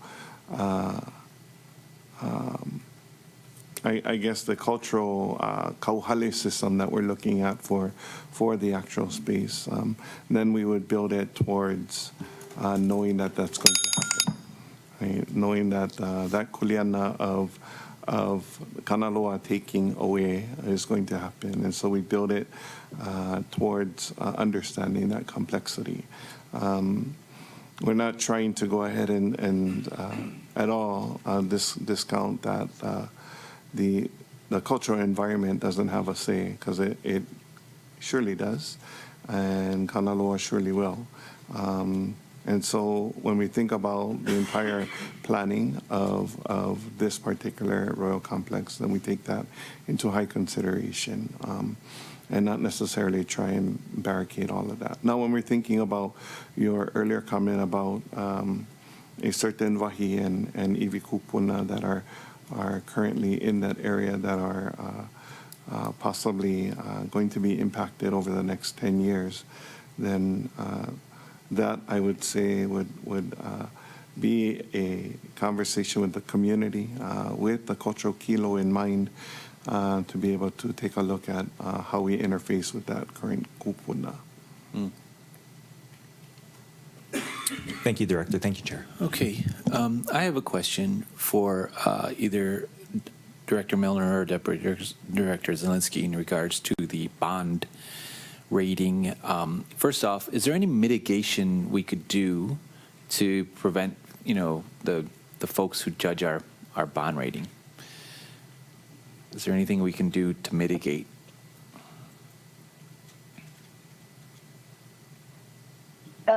Chair, would you want me to respond to that? Yes, please.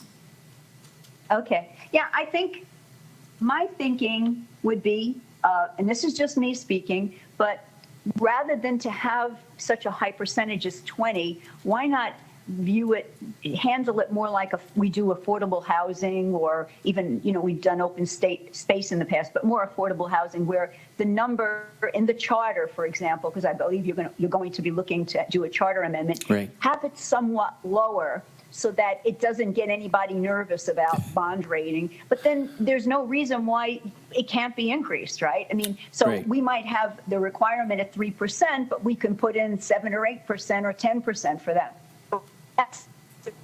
I did speak with Budget Director yesterday. We did discuss that, and I believe she is kind of in agreement with that as well. Of course, with managed retreat, it's more of an, if you will, an optional kind of thing. So, but, maybe that would be the best way of handling it, so it's not as onerous to the outside bond rating agencies. Okay. That's how I would personally do it. And, I would be remiss not to designate Deputy Director Zielinski as a resource under Rule 18A. Any objections, members? She jumped on the call, and I think her voice is important. So thank you for that, Deputy Director Zielinski. So Thank you, Chair. You think just lowering the percentage would be one way to mitigate it. The other thing I'm wondering is, when we cut, are we still AA plus bond rating? Is that the term, AA plus? Chair, two of the agencies we're AA plus and Moody's, so that would be S&P and Fitch. And then Moody's is AA2, and it's just by virtue of how they rated it. They did, if you will, downgrade us several years ago. Okay. But that's just the way they rated it. Thank you, Deputy Director. This is a layman's question. I'm sorry, I don't know how to really phrase this, but basically, do they, when they give you your score, and I just think of like a teacher giving a student an AA plus, right? So do they tell you like you scored so high you're this far above AA plus, or is it just your AA plus? Because I'm wondering if there's room to move and how high above we are AA plus. Does it ever tell you that? Chair. Yeah, they actually, to be quite honest with you, we were actually having we were hopeful expectations when we met with them. They were all very, very complimentary of what we had achieved for, the health of the county. The fact that, our revenue we had done very well in revenue. That's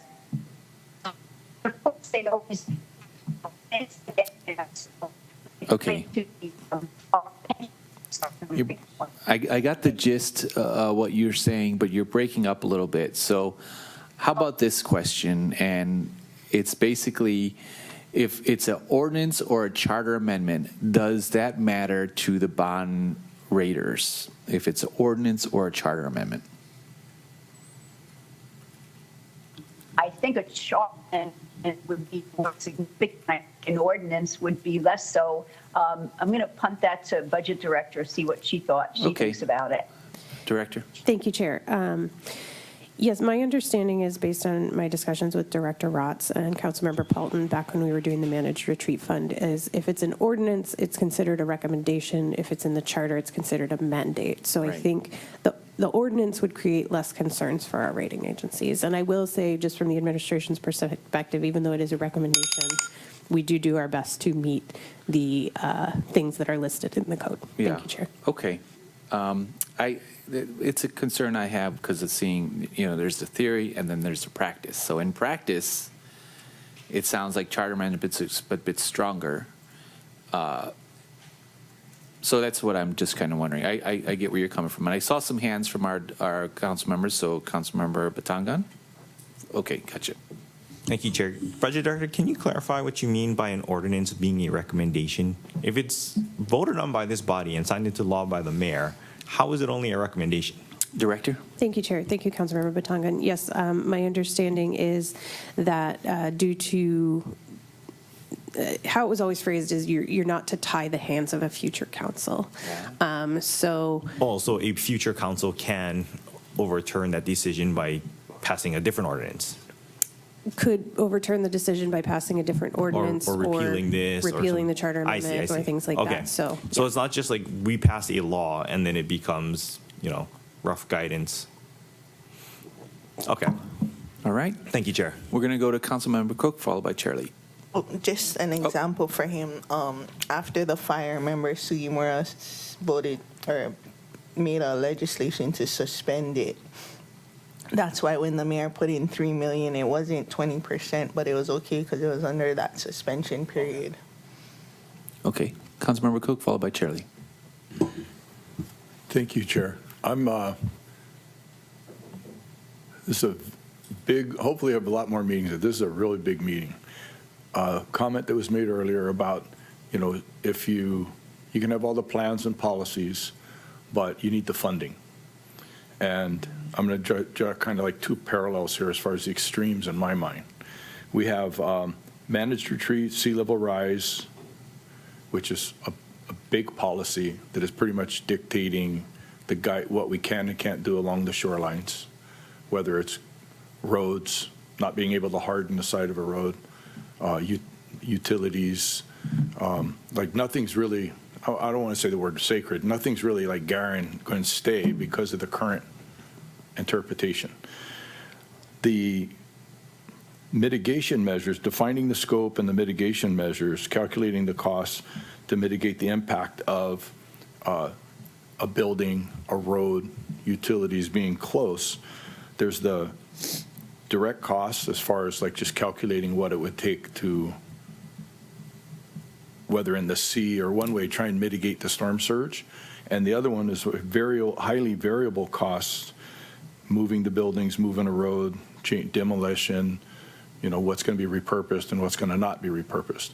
So I just see this huge void in the policy and the practical implementation. And we have the Kahana issue where the Right. potential, that side with the solution. We have in my district, South Maui, the South Maui Road, Yeah. where it's being encroached upon and the county hands are somewhat tied and delayed to basically what can they do to remediate. Everybody wants to do, quote, the right thing, and the right thing is kind of cloudy. And then in Paia, and the issue we were discussing the other day. So I just wanted, like, okay, I'm going to circle back to this. This is 169 items that have a variable cost and a variable impact that we're looking at basically creating a fund for, which I'm supportive of. I understand what you're trying to do, but I'm just trying to not be Debbie Downer, but put it in perspective that we have some really huge issues on our face that I don't think we're addressing.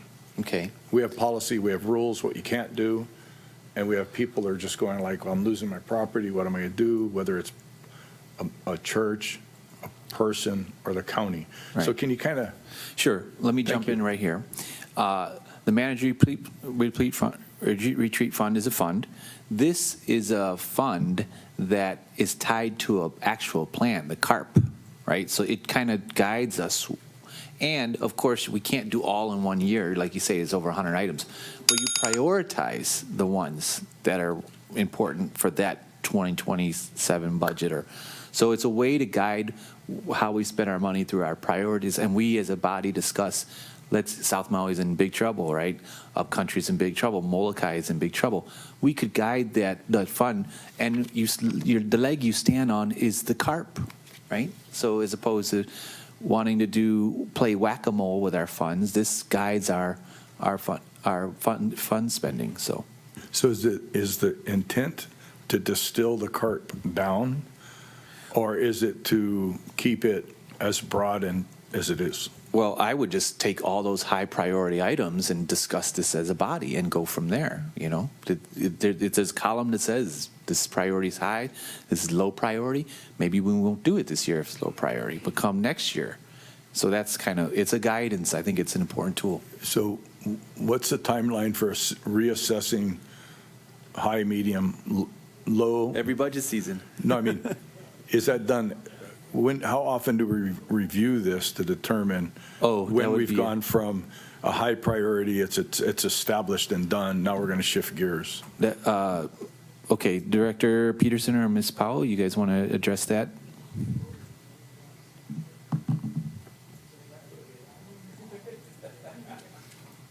Thank you, Council Member. I was chatting a second, so I just want to make sure I have the question correct. No, it's basically the priority, high, medium, low. Oh, updating where the priorities are at on the dashboard? Yeah. Those recently were just updated. They get updated quarterly. Oh, good. Okay. So when we're working, I assume we're going to be working on all the high priorities and working our way down, or are we going to do percentage of high, percentage of medium? Low-hanging fruit. As far as EP&S goes, it's what falls under our operations with our wetland restoration and our sustainability grants and things. But there are a lot of action items that fall under other departments.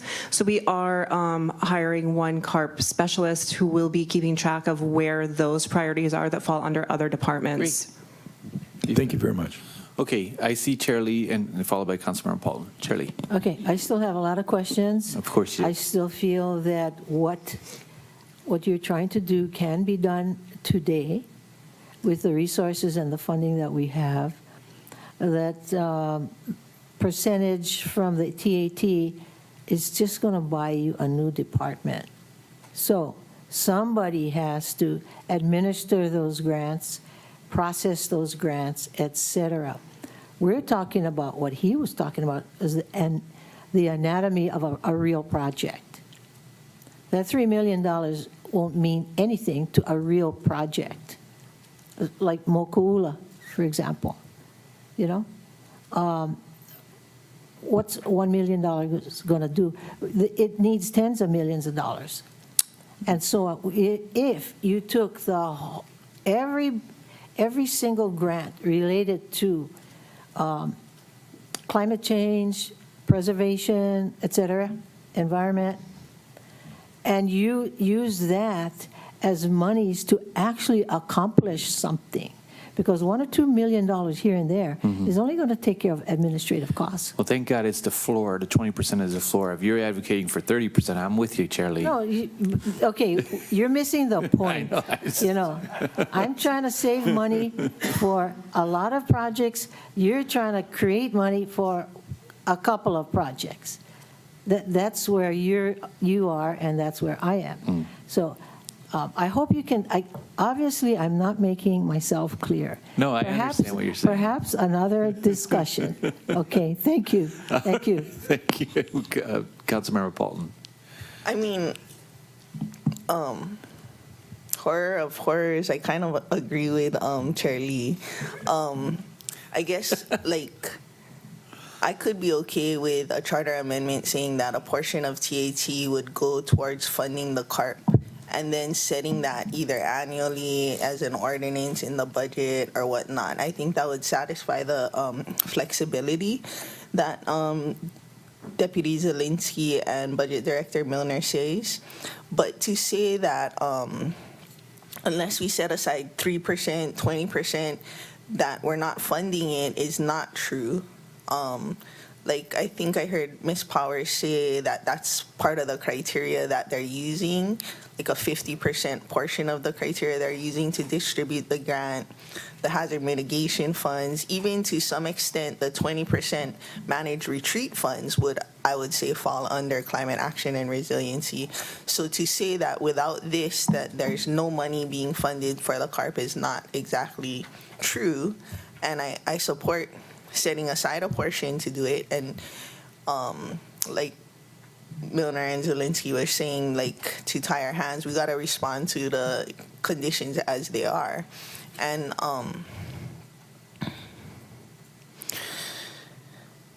I understand that, like, say I'm not here and the managed retreat fund could be totally raided and seawalls could be put up everywhere, but that's why people need to stay engaged. Like, I don't think that there is a sacred cow. It's whatever the majority of the population says at the moment. And to say, like, I've forever done this, you don't need to come back and testify about anything is also dangerous. Like, then people get lackadaisical. I don't even need to vote because they got it. I don't need to watch. So I guess that's kind of where I'm at. Like, a portion should go to funding the CARP. We could set that annually. We could set that by ordinance. And if it needs to change, as in the aftermath of the fire. But I'm also wary of putting an amount in the charter because it makes us less nimble. Okay, well, members, I think this is a pretty robust discussion. We had several rounds, and I'm just going to ask a temperature check. Does the body prefer a charter amendment or just the Bill 66? I mean, if you guys just want to tell me which one you prefer, and I just get a temperature check, then we can adjourn this meeting.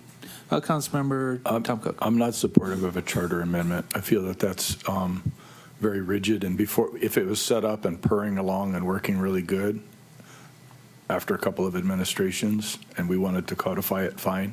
Okay. But I think that I agree, we need to be more nimble. I like that word. All right, how about you, Chair Lee? Yeah, I wouldn't support a charter amendment. Fair enough. Councilmember Paulton? I would support a charter amendment the way I said. I feel like that would give us that temperature check. The reason that you suggested a charter amendment was because somebody said we need more broad input, and that would be the temperature check, unless you don't want a temperature check. But, like, you know, if it passes, yes, a portion of our TAT should go to funding the CARP, then we know, like, there is support for this idea. It's not going to just be $1 million a year. It could be, like, look at the entirety of the CARP or TAT for the previous year, right? And then see, because that isn't a fixed number either. Like, right. If jet fuel becomes unobtainable, then that TAT is going to be small, and then we're going to have to adjust a number of things. So does it make sense to spend $14 million or even 20% So I'm in favor of nimbleness, but if we want it to be a charter amendment to get more people involved and see how they feel, I'm amenable. Okay. Councilmember Batangan? Thank you, Chair. I'm leaning towards a code amendment rather than a charter amendment.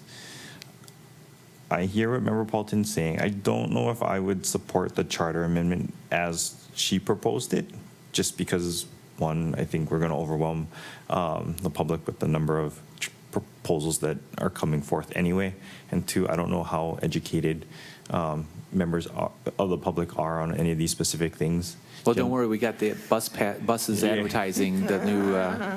Yeah, but so like I don't know how realistic of a temperature check that would actually be is what I'm trying to get at. And so I came in actually more open until I had to a charter amendment until I heard the concerns about the bond rating. I'm still not super clear on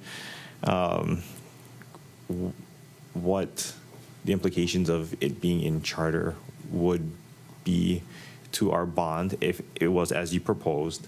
I don't like the idea of it being there being a set aside in the charter without that number, just because of the relationship between the council and the administration and the appropriation process that I described earlier. So I guess given all of that, I would prefer that we do a specific set aside, but in the code rather than in the charter. Fair enough. And I see Councilmember Hodgins online. What's your take? What say you? Thank you, Chair. I'd probably prefer an ordinance as well, listening to our budget director and finance deputy director.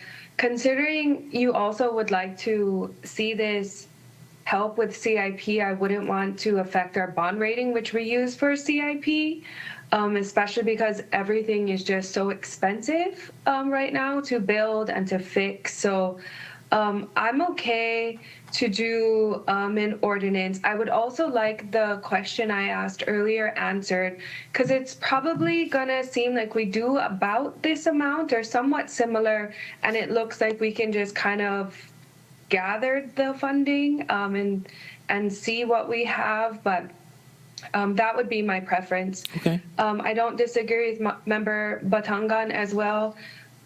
In discussions about all of our charter amendments, we have about 15 proposed, and that is a lot. It's going to be a lot.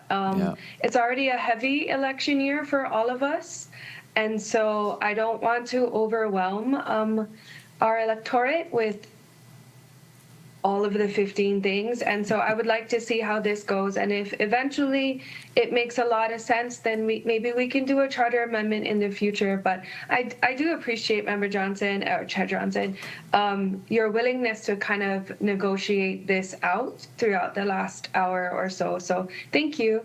And thank you, members. Of course.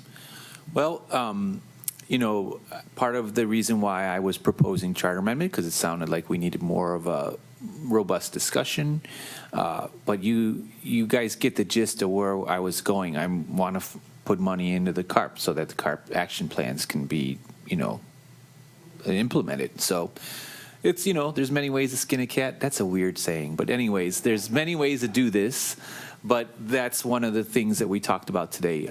Members, I think that takes us to the end of the agenda. Staff, is there anything else that we need to do?